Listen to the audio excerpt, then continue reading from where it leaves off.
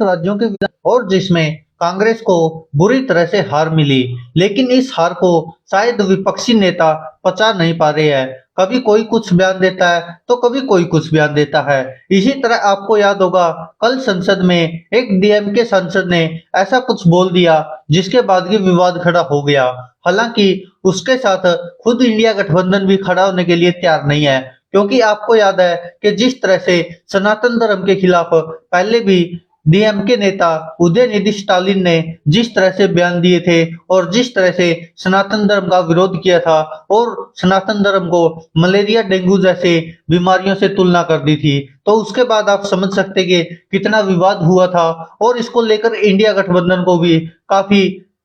Bharatiya Janata party की ओर से आलोचना का सामना करना पड़ा था। लेकिन उसके बावजूद भी डीएमके के नेता है के थमने का नाम ही नहीं ले रहे हैं। अब फिर से डीएमके के ही एक सांसद ने ऐसा कुछ बोल दिया जिसके कारण इंडिया गठबंधन को सफाई देनी पड़ रही है और जिस पर भारतीय जनता पार्टी लगातार डीएमके और इंडिया गठबंधन पर कटाक्ष कर रही है और आरोप लगा रही है कि देखिए कैसे ये हमारे हिंदू धर्म के खिलाफ है, हमारे सनातन के खिलाफ है। हालांकि ये आरोप भाजपा पहले भी लगाती रही है, लेकिन डीएमके के नेता के रुकने का नाम ही नहीं ले रहे। इसी को लेकर कांग्रेस भी डीएमके के खिलाफ होती नजर आ रही है और कांग्रेस नेता भी खुलकर डीएमके के इन नेताओं के बयानों की आलोचना करते हैं और कहीं ना कहीं ये तक कहते नजर आ रहे कि जिस तरह डीएमके के नेता बात कर रहे हैं, ऐसे लग रहा है ये हमारे देश का सत्यानाश करना चाहते हैं, हमारे देश की संस्कृति को खत्म करना चाहते हैं, हमारे सनातन को खत्म करना चाहते हैं। ऐसी सोच वाले यह सत्यानाशी नेता है,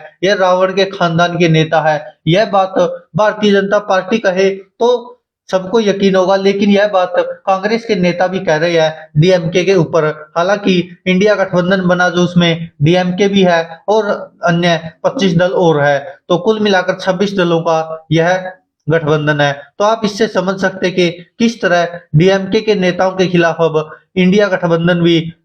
होता नजर आ रहा है। भारतीय जनता पार्टी तो उन पर आरोप लगा ही रही है और साथ में भारतीय जनता पार्टी तो जिस तरह से डीएमके का शुरुआत से ही विरोध कर रही है और साथ में इंडिया गठबंधन को भी घेरती नजर आती है कि देखिए कैसे वही डीएमके इंडिया गठबंधन का हिस्सा भी है और वही डीएमके सनातन के खात्मे की बात करते हैं, हिंदू धर्म के खिलाफ बोलते हैं। और जिस तरह से लगातार डीएमके सांसद अब सेंथिल कुमार ने जो बयान दिया था संसद में, उसकी भी आलोचना भारतीय जनता पार्टी कर रही है और संसद के बाहर भी विरोध हो रहा है और संसद के अंदर भी विरोध हुआ था। वहीं आपको बता दें कि जो डीएमके सांसद है सेंथिल कुमार, उसने क्या कहा था ऐसा, उसने कहा था कि भारतीय जनता पार्टी केवल हिंदी राज्यों में ही जीत सकती है, जिसमें कि उन्होंने हिंदी राज्यों की तुलना कहा कि गोमूत्र राज्य है। तो आप समझ सकते कि कितना बड़ा वैसे कहे तो हिंदुओं की भावनाओं को आहत करने वाला ही काम किया है डीएमके सांसद ने। और सेंथिल कुमार ने आगे कहा कि अगर भारतीय जनता पार्टी में दम है तो दक्षिण भारत में जीत कर दिखाए और यह केवल इन गोमूत्र राज्यों में ही जीत सकती है। और यह कहीं ना कहीं डीएमके सांसद को यह बात लगी है कि जिस तरह से 3 राज्यों में भारतीय जनता पार्टी ने पूर्ण बहुमत की सरकार हासिल की है, तो वो शायद विपक्ष के तौर पर पचा नहीं पा रही है डीएमके, खासकर क्योंकि जिस तरह के बयान वह देखी जा रही है। आप देखिए कि जो डीएमके के सांसद है सेंथिल कुमार, उन्होंने कहा कि अगर दम है भारतीय जनता पार्टी में तो दक्षिण भारत में जीत कर दिखाए, जिस तरह तेलंगाना में कांग्रेस ने जीत दर्ज की है। और उन्होंने कहा कि तेलंगाना है, कर्नाटक है, इन राज्यों में अगर दम है तो भाजपा जीत कर दिखाए तब तो हम माने, लेकिन भारतीय जनता पार्टी केवल इन गोमूत्र राज्यों में ही जीत सकती है। और गोमूत्र राज्य डीएमके सांसद सेंथिल कुमार ने जो राजस्थान, मध्य प्रदेश और छत्तीसगढ़ जहां पर भाजपा की जीत हुई है उनको कहा है, जिसको लेकर विवाद खड़ा हो गया और कांग्रेस भी कहीं ना कहीं इससे पीछे हटती नजर आ रही है। जो डीएमके सांसद सेंथिल कुमार ने बयान दिया है, कांग्रेस जो खुद कह रही है कि डीएमके सांसद को माफी मांग लेनी चाहिए और उन्होंने गलत वर्ड का यूज किया है और ऐसा नहीं बोलना चाहिए। और साथ ही डीएमके सांसद के ऊपर अब तरह तरह के आरोप भी लग रहे हैं। वहीं आपको बता दें कि एक कांग्रेस के नेता है आचार्य प्रमोद कृष्णम, जो कि प्रियंका गांधी के काफी नजदीकी नेता है, जिनको के आप भली भांति जानते भी हैं और वो लगातार सुर्खियों में रहते हैं। वो एक ऐसे नेता जैसे भारतीय जनता पार्टी में स्वामी जी है, आप जानते हो सुब्रमण्यम स्वामी, ऐसे ही कांग्रेस में यह आचार्य प्रमोद कृष्णम है। जो कि खुद की पार्टी के खिलाफ भी बोलने की हिम्मत रखते हैं। और आचार्य प्रमोद कृष्णम ने तो जब 3 राज्यों में विधानसभा चुनाव हार गई थी कांग्रेस, तो तब भी कहा था कि ये हमको सनातन का श्राप लगा है। तो आप समझ सकते कि क्या कह रहे थे आचार्य प्रमोद कृष्णम। उनका मानना कि जो भारतीय जनता पार्टी हिंदुत्व के मुद्दे को लेकर आगे बढ़ रही है और जो सनातन धर्म को लेकर आगे बढ़ रही है, और जिस तरह से हमारे इंडिया गठबंधन के नेता सनातन का विरोध करते हैं, जिस तरह से हिंदू धर्म के खिलाफ बोलते रहते हैं, और उसके बावजूद कांग्रेस की चुप्पी कहीं ना कहीं ये उनको भी खलती है। और उन्होंने 3 विधानसभा चुनाव को हार को लेकर कहा था कि ये हमको सनातन का श्राप लगा है। और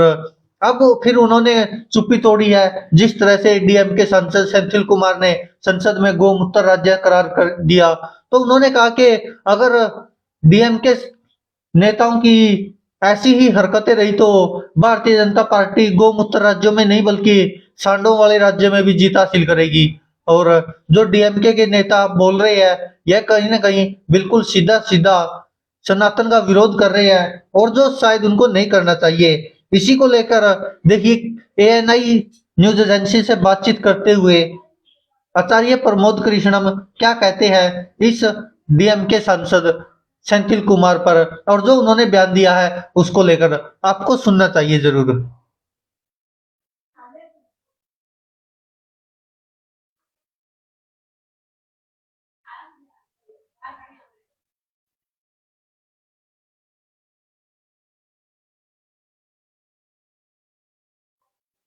गौमूत्र वाले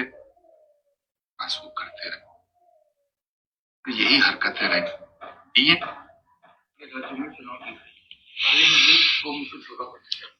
डीएमके के नेताओं की अगर यही हरकतें रही और सनातन धर्म के खिलाफ इसी तरह की बकवास वो करते रहे, तो गौमूत्र वाले राज्यों में नहीं, सांड वाले राज्यों में भी बीजेपी का परचम लहरा जाएगा। जहां तक सवाल है संसद में गौमूत्र छिड़कने का, तो संसद वैसे ही मंदिर है और पंचगव्य मंदिर में प्रयोग होता ही है, स्वागत है।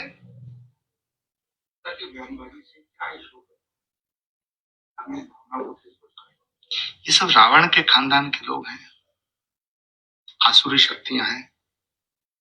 भारत को बर्बाद करना चाहती हैं, भारत से सनातन को मिटाना चाहते हैं, भारतीय लोकतंत्र को खत्म करना चाहते हैं।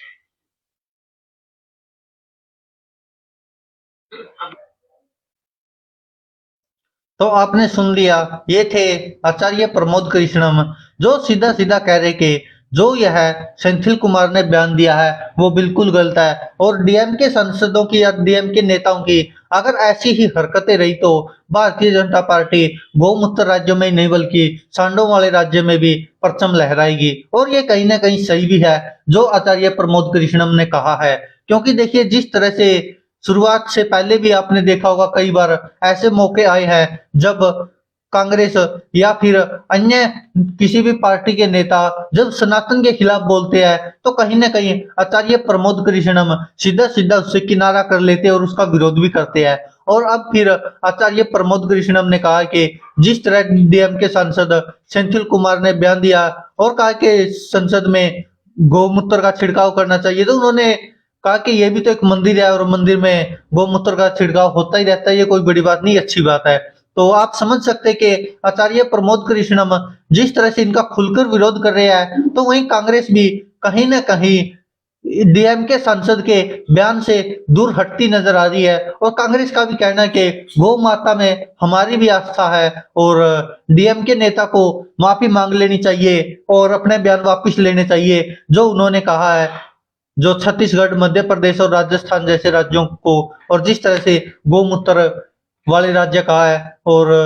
उन्होंने कहा था कि संसद में कि अगर भाजपा में इतना ही दम है तो दक्षिण भारत में जीत कर दिखाए। जिस तरह से दक्षिण भारत में जो केरल है, कर्नाटक है, इन राज्यों में सरकार बनाकर दिखाए पूर्ण बहुमत की, तब पता चलेगा। तो आप समझ सकते हैं कि किस तरह से अब इस पर खूब राजनीति होगी। भारतीय जनता पार्टी तो ऐसे मुद्दे छोड़ती नहीं है, जब उसके हाथ लग जाते हैं और फिर डीएमके सांसद ने इतना कुछ बोला तो फिर जाहिर सी बात है उसका विरोध होना भी लाजमी है और वो होकर भी रहेगा और शायद करना भी चाहिए कहीं ना कहीं। जिस तरह से डीएमके सांसद या डीएमके नेता बोलते रहते हैं। आपको याद होगा, हालांकि वो उनका बोलने का मतलब क्या होता है कि वो क्षेत्रीय दल है डीएमके, और जिस तरह से डीएमके के नेता बोलते रहते हैं उनको उसका फायदा होता है, क्योंकि वहां पर ज्यादा हिंदू धर्म को या कहें सनातन धर्म को मानने वाले लोग है नहीं, और उसी का उनको सबसे ज्यादा फायदा होता है। जिस तरह भारतीय जनता पार्टी सनातन धर्म का या हिंदू धर्म का सहारा लेकर राजनीति करती है और उसके दम पर वोट हासिल करती है, ऐसे ही डीएमके के नेता हिंदू धर्म का या सनातन धर्म का विरोध करके उसका फायदा उठाते हैं और उसके दम पर वोट हासिल करते हैं, और डीएमके को कहीं ना कहीं वहां पर उसका फायदा भी मिलता नजर आ रहा है। लेकिन इंडिया गठबंधन में अगर डीएमके आती है और उसके बाद भी ऐसे बयान जारी रहते तो ये इंडिया गठबंधन के लिए नुकसानदायक होगा, क्योंकि इंडिया गठबंधन वहां पर तो जीत हासिल कर लेगा, लेकिन बाकी राज्यों में क्या होगा वो आप सबको पता है। और हाल ही के रुझान सामने ही है, जिस तरह से आप देख पा रहे हैं राजस्थान, मध्य प्रदेश, छत्तीसगढ़, तो कहीं ना कहीं ये इंडिया गठबंधन के लिए एक बड़ी मुसीबत है। जिस तरह से आप उदाहरण के तौर पर देख सकते कि इंडिया गठबंधन में दल शामिल तो हो गए, लेकिन इनको एक रखना, इनकी विचारधारा को एक रखना, ये बहुत मुश्किल है और शायद ये किसी के बस की बात नहीं है। और इसी को लेकर लगता रहता कई बार कि इंडिया गठबंधन बनेगा तो शायद अगर सरकार भी बना ली तो तब भी इनमें ऐसे ही घमासान जारी रहेगा, और अगर इंडिया गठबंधन मिलकर भी चुनाव लड़ेगा तब भी इनकी विचारधारा मिलनी बहुत मुश्किल है। आपको पता है सपा है जो, वो भी कहीं ना कहीं हिंदू धर्म और कट्टर सनातन धर्म के खिलाफ है, वो भी कहीं ना कहीं सवाल उठाते रहते हैं, और जो डीएमके है वो भी ऐसी विचारधारा के लोग हैं, और भी बहुत सारे ऐसे दल हैं इन 26 दलों में जिनकी विचारधारा आपस में मेल नहीं खाती, और शायद यही कारण है कि इंडिया गठबंधन शायद मुसीबत में पड़ेगा अगर मिलकर भी लोकसभा चुनाव लड़ेगा तो। दोस्तों आप क्या कहते हैं इस पर, अपनी राय कमेंट बॉक्स में जरूर दीजिएगा। और जो डीएमके सांसद सेंथिल कुमार ने संसद में कहा, क्या वो सही है? और जो आचार्य प्रमोद कृष्णम ने उसका विरोध करते हुए कहा कि ये रावण के खानदान से है, आसुरी ताकतें है जो सनातन धर्म और भारत का सत्यानाश करना चाहती है, तो आप समझ सकते कि प्रमोद कृष्णम तो सीधे सीधे खिलाफ है, और कांग्रेस ने भी किनारा कर लिया, और शायद एक दो दिन में धीरे धीरे सभी पार्टियां ऐसे नेताओं से किनारा कर लेंगी या फिर ऐसे बयानों से किनारा कर लेंगी, और शायद कहीं ना कहीं डीएमके सांसद को भी माफी मांगनी पड़ सकती है। आप क्या कहते हैं इस पर, अपनी राय कमेंट बॉक्स में जरूर दीजिएगा। धन्यवाद दोस्तों, देखते रहिए सच की आवाज।